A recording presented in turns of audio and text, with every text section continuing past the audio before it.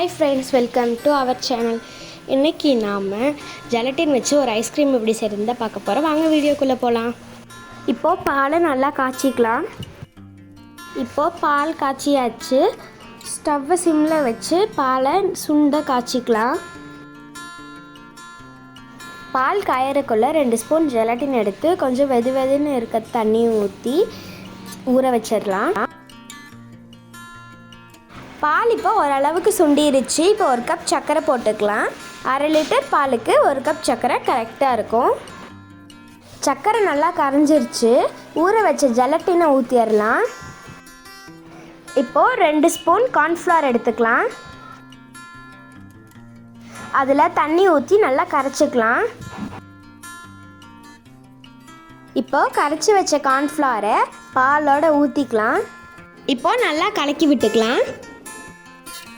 Cornflour ஊற்றினோடனே பால் கெட்டியாயிடும். கைவிடாமல் கலக்கணும். இந்த மாதிரி ஒரு கூல் பதத்துக்கு வந்ததுக்கப்புறமா கீழே இறக்கி வச்சிடலாம். நான் இறக்கி வச்சுட்டு வெனிலா எசன்ஸ் ஊற்றுறேன். நீங்கள் உங்களுக்கு பிடிச்ச ஃப்ளேவர் ஊற்றிக்கலாம்.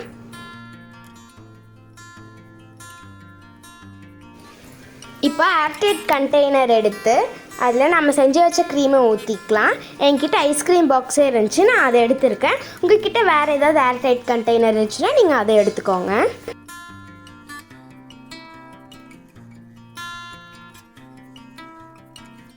அதை 6 hours ஃப்ரிட்ஜில் வைக்கணும்.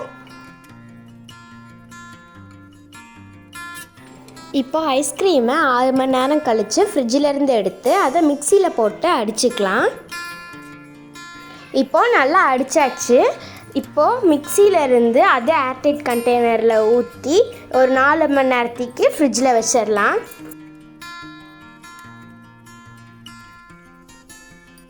இப்போ 4 மணி நேரம் ஆயிடுச்சு.